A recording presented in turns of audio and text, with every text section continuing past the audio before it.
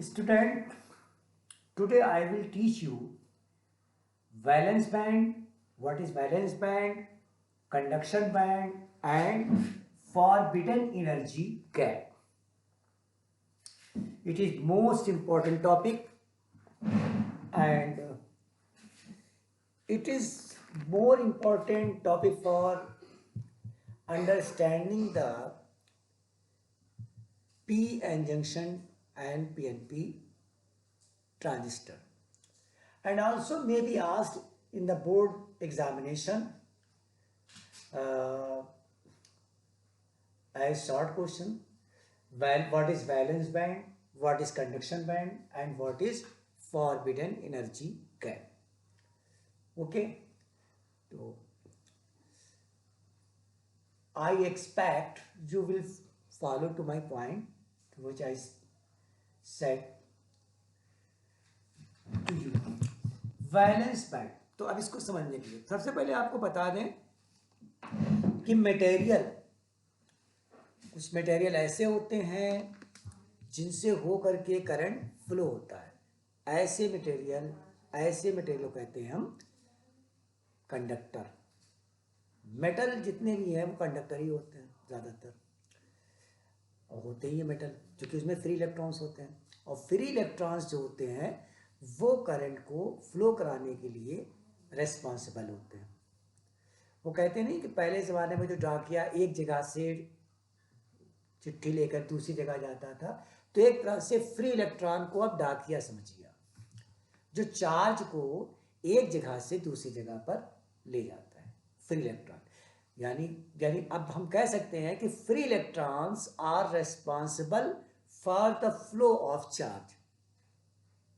Okay, तो कुछ material ऐसे होते हैं which allow to flow the current, that material is known as conductor। यानी the material which allow to flow the current through itself is called conductor।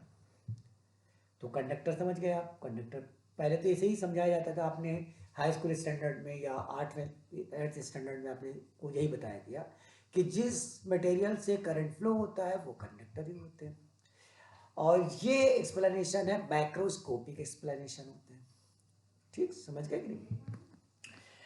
और जिस material से current flow होता है कुछ सर्टेन कंडीशंस में, वो सेमीकंडक्टर कहलाते हैं। यानी the material which allowed to flow the current through itself in some certain conditions. What are that conditions? The conditions is that by heating, the conductivity of semiconductor is increased, and by applying electric field, conductivity is increased in semiconductor. So in that cases, in that condition, that material allowed to flow the current. तो ये तो semiconductor हो गया, आप समझ में आ गया होगा। Some materials are those materials in which current does not flow, that is they do not allow to flow the current through itself। यानी वो मटेरियल जो अपने में से करंट को फ्लो नहीं होने देते हैं वो कहलाते हैं इंसुलेटर। तो ये एक मैक्रोस्कोपिक, बड़े स्केल में कह सकते हैं मैक्रोस्कोपिक इसकी एक एक्सप्लेनेशन है जो बताया जाता है। समझ में आ रहा है आप लोग को। तो ये मैक्रो। अब हम बताएंगे यहाँ पर माइक्रोस्कोपिक केस क्या होता है। माइक्रोस्कोपिक सूक्ष्म, बहुत ही small, very very small case में, कंडीशन में, जैसे इलेक्ट्रॉन एटॉमिक केस में, इलेक्ट्रॉनिक केस में। तो ये आपका माइक्रोस्कोपिक एक्सप्लेन है।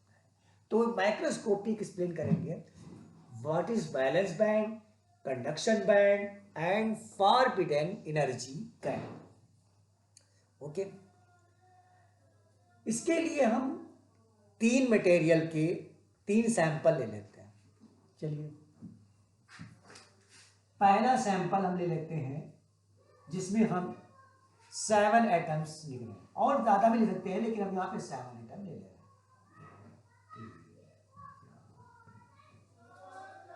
ऐसे 7 एटम।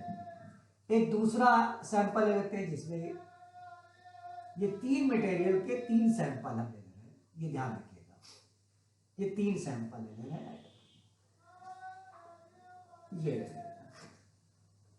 ये सैंपल ले लेना।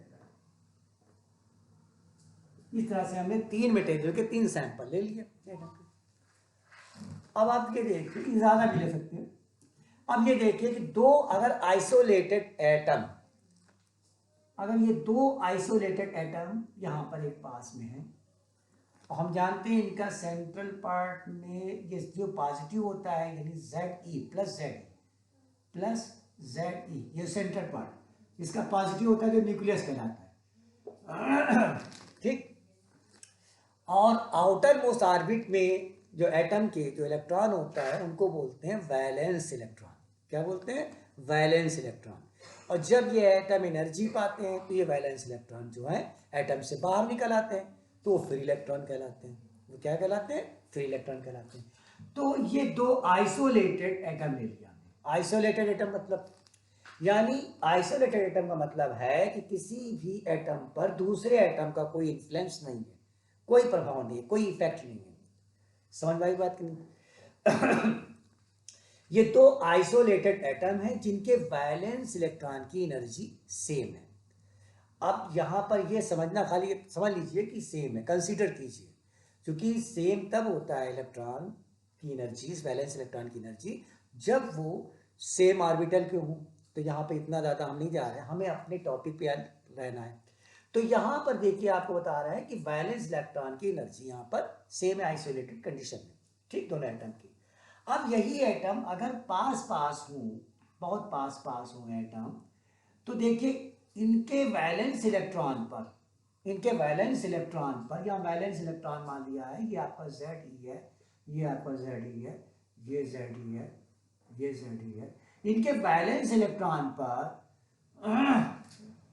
जो नेबरिंग न्यूक्लियस है, जो कि पॉजिटिव चार्ज है, इलेक्ट्रॉन पर क्या है? निगेटिव चार्ज है, तो उसका इफेक्ट होगा, उसका इन्फ्लुएंस होगा।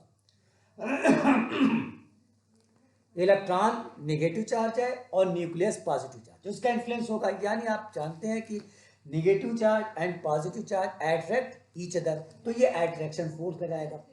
तो अब जब अट्रैक्शन फोर्स किसी पे लग रहा होगा तो उसकी एनर्जी थोड़ी डिस्टर्ब होगी, या एनर्जी डिफरेंस होने लगेगी, एनर्जी चेंज होने लगेगी। और इनका इलेक्ट्रॉन जो नेबरिंग इलेक्ट्रॉन है, इनमें क्या अट्रैक्शन फोर्स, इनमें रिपल्सन लग रहा है, क्योंकि इलेक्ट्रॉन इलेक्ट्रॉन इलेक्ट्रॉन तो निगेटिव, और पड़ोस का यानी नेबर का जो इलेक्ट्रॉन वो भी आपका निगेटिव है, तो निगेटिव निगेटिव क्या करते हैं? रिपेल करते हैं। और इसका मतलब ये हुआ कि वैलेंस इलेक्ट्रॉन पर, भाई देखिए इसका भी लग रहा है इन्फ्लुएंस, इसका भी इन्फ्लुएंस लग रहा है, तो इसका मतलब ये हुआ कि अब यहाँ पे वैलेंस इलेक्ट्रॉन की एनर्जी अलग अलग होती है, डिफरेंट होती है वैलेंस इलेक्ट्रॉन की एनर्जी। अब अगर हम इन वैलेंस इलेक्ट्रॉन की एनर्जी को अगर हम एक ग्राफ में प्लॉट कर लें, और उस ग्राफ में हम इलेक्ट्रॉन वोल्ट में एनर्जी को अलग अलग दिखाएं, और उस ग्राफ में यानी अलोंग वर्टिकल जो वाई एक्सिस है उसमें हम उसको एक डिवीज़न में, मतलब ग्रेजुएट कर ले, मतलब डिवीज़न ग्रेजुएट कर ले इलेक्ट्रॉन वोल्ट में एनर्जी को, तो उसको में हम प्लॉट करें तो देखिए कैसा आता है, आपको देखिए दिखाएं। अब हम प्लॉट करते हैं वैलेंस इलेक्ट्रॉन की जो डिफरेंट एनर्जी है उसको हम एनर्जी ग्राफ में प्लॉट करते हैं। देखिए ऐसे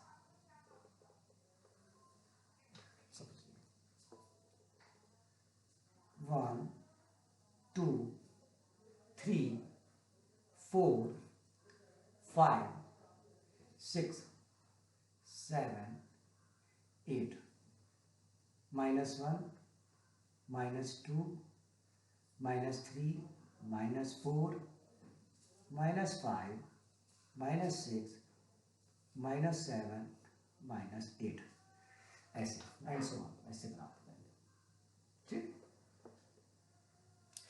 और ये जो एनर्जी है, ये एनर्जी, ये इलेक्ट्रॉन वोल्ट में एनर्जी दिया। इलेक्ट्रॉन वोल्ट यूनिट है एनर्जी की, हमने इलेक्ट्रॉन वोल्ट में एनर्जी के लिए एक ग्राफ प्रिपेयर कर लिया। अब हम जो वैलेंस इलेक्ट्रॉन डिफरेंट हैं उनको प्लॉट करते हैं इस ग्राफ में। तो हम पाते हैं, मान लिया कोई एक इलेक्ट्रॉन की एनर्जी इतनी इस लेवल में आती है, कुछ एक वैलेंस इलेक्ट्रॉन ये आ रहा है, ये आ रहा है। तो हम जब इनको प्लॉट करते हैं तो हम ये पाते हैं। अब ये तो देखिए सैंपल में जितने हैं उस हिसाब से हमने लिया है, और ज़्यादा भी हो सकता है एटम का, पूरे बहुत से। तो अब ये देखिए कि जो इलेक्ट्रॉन है ये एक सर्टेन रीजन में आते हैं, एक सर्टेन रेंज में आते हैं। ये जो इलेक्ट्रॉन, वैलेंस इलेक्ट्रॉन की डिफरेंट एनर्जी है, कुछ हमने इनको प्लॉट किया ऐसा। तो एक देखते हैं कि एक सर्टेन रेंज के अंदर आते हैं ये। अब ये हमने मान लिया कि ये -6 से इतने, और ये 7 से -7 से थोड़ा नीचे, यानी इन रेंज में आते हैं, एनर्जी की इस रेंज में आते हैं। इस वैलेंस डिफरेंट इलेक्ट्रॉन की रेंज को हम क्या कहते हैं, रेंज के अंदर जो वैलेंस इलेक्ट्रॉन की डिफरेंट एनर्जी है एग्जिस्ट करती है, तो इस रेंज को हम बोलते हैं बैंड। क्या बोलते हैं? बैंड। और ये कहलाता है वैलेंस बैंड। इसको क्या बोलते हैं? Valence band. ये है वैलेंस बैंड। समझ में आ रहा ना? देखिए ये आपकी वैलेंस बैंड, ये वैलेंस बैंड है। अब मान लिया, कंसिडर कर रहे हैं कि उस एटम के अंदर कुछ यानी उस मटेरियल में जो हमने सैंपल लिया है, पहला सैंपल लिया है, उस मटेरियल में कुछ फ्री इलेक्ट्रॉन्स हैं सपोज कीजिए, तो उनकी भी एनर्जी अलग अलग होगी, क्योंकि उनके भी इन्फ्लुएंस रहेगा, उनके ऊपर भी इन्फ्लुएंस रहेगा। सपोज कीजिए कि पॉजिटिव आयंस भी हैं और उनके नेबर में हैं एटम्स हैं, तो अब ये समझिए जो पॉजिटिव आयंस हैं और नेबर में पॉजिटिव आयंस है, तो उनका भी एक असर रहेगा उनके ऊपर, यानी उनका भी इन्फ्लुएंस रहेगा, उनका इफेक्ट रहेगा, जिससे उनकी भी एनर्जी, फ्री इलेक्ट्रॉन की एनर्जी भी अलग अलग यानी डिफरेंट होगी। अब हम उसको प्लॉट करते हैं, और हम ये जानते हैं कि free electrons are responsible for conduction, but valence electron does not responsible for conduction. ये ध्यान रखिएगा, फ्री इलेक्ट्रॉन कंडक्शन के लिए रेस्पॉन्सिबल होता है। समझ गए? तो हमने वैलेंस इलेक्ट्रॉन को प्लॉट करते हैं, कुछ इस तरह से मिलता है। मान लिया ये मिल रहा है फ्री इलेक्ट्रॉन, ये फ्री इलेक्ट्रॉन इस रेंज में आते हैं, मान लिया ये रेंज आ रहा है, और ये एक सर्टेन रेंज में आ रहा है, मान लिया इस रेंज में आ रहा है। तो इस certain range in which different field energy, यानी in which electrons having different energy exist is known as conduction band। क्योंकि फ्री इलेक्ट्रॉन कंडक्शन के लिए रिस्पॉन्सिबल है, तो जो रेंज के अंदर जो डिफरेंट यानी अलग अलग फ्री इलेक्ट्रॉन की एनर्जी है, एग्जिस्ट कर रही है, उस बैंड को बोलते हैं कंडक्शन बैंड। ये क्या कहलाएगा? Conduction band. ये कहलाता है कंडक्शन बैंड। आ रहा समझ में? अब वैलेंस इलेक्ट्रॉन और ये आपका वैलेंस बैंड और कंडक्शन बैंड के बीच का जो गैप है, जिसमें कोई इलेक्ट्रॉन नहीं है, इस गैप को बोलते हैं फॉरबिडन एनर्जी गैप। ये जो पोर्शन है ये कहलाता है फॉरबिडन एनर्जी गैप, इस बीच के गैपिंग को। और जब वैलेंस इलेक्ट्रॉन इस एनर्जी गैप को क्रॉस करके कंडक्शन बैंड में पहुंचता है, तो उसमें कंडक्टिविटी इंक्रीज होने लगती है, कंडक्टिविटी होने लगती है। समझ बात आई? अच्छी तरह से समझ में आ गया? तो ये जो गैप है, जब गैप ज्यादा होता है तो वैलेंस इलेक्ट्रॉन से कंडक्शन बैंड में नहीं पहुंच पाता। वैलेंस बैंड से कोई भी इलेक्ट्रॉन जब कंडक्शन बैंड में नहीं पहुंच पाता, यानी एनर्जी गैप ज्यादा है, यानी इतनी एनर्जी चाहिए ताकि वो यहां से इस कंडक्शन बैंड में पहुंच सके। तो उस केस में ये मटेरियल क्या कहलाता है? इंसुलेटर। तो जब एनर्जी गैप ज्यादा हो, जैसे यहां देखिए एनर्जी गैप कितना है, 1 2 3 4 5 6 7 EV के बराबर एनर्जी गैप है। तो जब 7 EV का मतलब एक लार्ज मतलब अमाउंट पे जो है एक एनर्जी गैप है, तो जब लार्ज अमाउंट में एनर्जी गैप है तो फ्री इलेक्ट्रॉन इतनी एनर्जी नहीं पा पाता कि वो कंडक्शन बैंड में पहुंच सके। तो इस केस में ये मटेरियल कैसा? इंसुलेटर। ये कैसा मटेरियल है? ये आपका इंसुलेटर यानी इंसुलेटर मटेरियल। जैसे आप देखिए इंसुलेटर मटेरियल रबर है, ये क्या है? इंसुलेटिंग मटेरियल है, तो इसमें फ्लो नहीं हो पाता। अब आगे आइए, सैंपल दूसरा ले लेते हैं। सैंपल दूसरा लेने में हम अब वैलेंस जो डिफरेंट इलेक्ट्रॉन है सैंपल दूसरे में उनको हम प्लॉट कर रहे हैं। सपोज कीजिए कि वो इस तरह से प्लॉट कर रहे हैं, इस रेंज में आ रहे हैं। ये जो डिफरेंट वैलेंस इलेक्ट्रॉन है इस रेंज में आ रहे हैं। ये जो वैलेंस इलेक्ट्रॉन है, वैलेंस, ये वैलेंस इलेक्ट्रॉन वैलेंस बैंड है जिसमें कि डिफरेंट वैलेंस, यानी इसमें जो इलेक्ट्रॉन्स हैं वैलेंस इलेक्ट्रॉन है वो डिफरेंट एनर्जी वाले हैं। तो ये आप समझ में आ गया होगा। अब हम फ्री इलेक्ट्रॉन्स इसी मटेरियल में देखते हैं। कुछ फ्री इलेक्ट्रॉन्स अगर हैं कंसीडर कर रहे हैं तो उस फ्री इलेक्ट्रॉन के लिए को हम प्लॉट करते हैं। सपोज कीजिए वो यहाँ पर आते हैं, ये इस तरह से आ रहे हैं, इस तरह से आ रहे हैं, तो ये एक डेफिनेट रेंज में आ रहे हैं। जो फ्री इलेक्ट्रॉन्स जो डिफरेंट एनर्जी वाले हैं इनको बोलते हैं कंडक्शन बैंड। तो ये इसमें देखिए कंडक्शन बैंड। अब इसमें देखिए जो एनर्जी फॉरबिडन एनर्जी गैप है वो थोड़ा कम है, देख रहे हैं, इसमें कम है, इसमें देखिए कम है। जो फॉरबिडन एनर्जी गैप है, फॉरबिडन एनर्जी गैप है वो कम है। तो इस केस में हम देखते हैं कि अगर अब इलेक्ट्रॉन को अगर हम यानी एक कोई कंडीशन ऐसी लगा दें कि हीट कर दें या हीटिंग कर दें या इलेक्ट्रिक फील्ड अप्लाई कर दें तो ये ऐसी एसेंशियल एनर्जी को गेन कर लेता है बाय हीटिंग और by applying electric field. Valence electron energy gain करके वो कंडक्शन बैंड में पहुंच जाता है जिससे कंडक्टिविटी एग्जिस्ट हो जाती है। तो इस तरीके से ये जो है ये इस तरह का मटेरियल कहलाएगा सेमी कंडक्टर। यानी एक सर्टेन केस में, सर्टेन कंडीशन, जैसे बाय हीटिंग और by applying electric field, applying electric field. तो इस तरीके से आप समझ गए होंगे सेमी कंडक्टर क्या होते हैं। ये माइक्रोस्कोपिक, एक तो मैक्रोस्कोपिक होता है, ये माइक्रोस्कोपिक स्केल पर हमने आपको समझा रहा है, ठीक, यहां पर समझा रहे हैं तो आप समझ गए।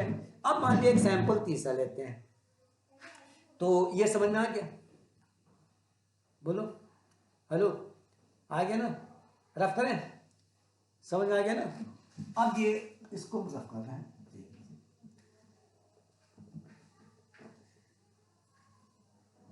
इसको रफ कर रहे हैं,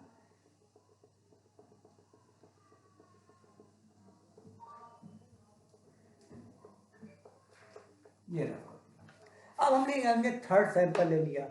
तीसरे सैंपल में हमने जो वैलेंस इलेक्ट्रॉन की डिफरेंट एनर्जी वाले जो वैलेंस इलेक्ट्रॉन है उनको प्लॉट करते हैं। तो मान लिया उनको प्लॉट करने में ये कंडीशन आ रही, ऐसे इलेक्ट्रॉन मिल रहा है जो एक रेंज मिल रही है, एक डेफिनेट एक सर्टेन रेंज मिल रही है। इस रेंज में जो डिफरेंट एनर्जी वाले वैलेंस इलेक्ट्रॉन है ये वैलेंस बैंड है। ये क्या है? Valence band. और कंसीडर कर रहे हैं कि अगर उसमें फ्री इलेक्ट्रॉन्स हैं तो उनको प्लॉट करते हैं जो डिफरेंट एनर्जी वाले हैं उनका इस तरह से मिल रहा है। जो फ्री इलेक्ट्रॉन्स हैं ये इस तरह से उनको प्लॉट करने पे हमको इस रेंज में मिल रहा है। तो ये आपका कंडक्शन बैंड है। ये क्या है? Conduction band. यहां पे देख रहे कंडक्शन बैंड ओवरलैप कर रहा है, देखिए बैलेंस बैंड को ओवरलैप कर रहा है, यानी इसमें एनर्जी गैप जीरो हो सकती है। भाई जीरो जब ओवरलैप करेगा तो जीरो होगी, या बहुत ही माइन्यूट है, बहुत कम है, यानी आसानी से बहुत इजीली यहां से बैलेंस बैंड से इलेक्ट्रॉन जो है जंप करके कंडक्शन बैंड में पहुंच जाते हैं। ठीक, जंप भी करना नहीं पड़ता, बस बहुत आसानी से पहुंच जाते हैं। ठीक, एनर्जी थोड़ी सी भी एनर्जी पा गए तो पहुंच जाते हैं, बैलेंस इतनी एनर्जी होती है कि चले जाते हैं कंडक्शन बैंड में। तो इस तरीके से ये आपका कंडक्टर है। ये क्या है? ये कंडक्टर। तो हमने आपको माइक्रोस्कोपिक केस में आपको बैलेंस बैंड और कंडक्शन बैंड और फॉरबिडन एनर्जी गैप समझाया। कंडक्टर में फॉरबिडन एनर्जी गैप कुछ नहीं होता या बहुत ही कम होता है। सेमीकंडक्टर में थोड़ा होता है, बहुत स्मॉल अमाउंट में होता है, फॉरबिडन एनर्जी गैप थोड़ा होता है। बीच का गैप होता है, और इंसुलेटर में ज़्यादा गैप होता है, फॉरबिडन एनर्जी गैप ज़्यादा होता है। तो आप समझ गए होंगे। और if you feel any problem in understanding this topic, then you will tell me through the comment box, through the comment, and I'll try my best to solve your problem. Okay. And newcomer must subscribe me and like me, so that I may give you some more important and more important problems. Okay, problems to be solved. Okay, yani solved, yani what are the solutions of the problems, I will tell you, and also I will tell you the most important problems that may be asked in the board examination. Okay, and you will feel very comfort, okay, when you will see my video. Please, तो आप में जो new कमर है subscribe कीजिए and like कीजिए। Okay.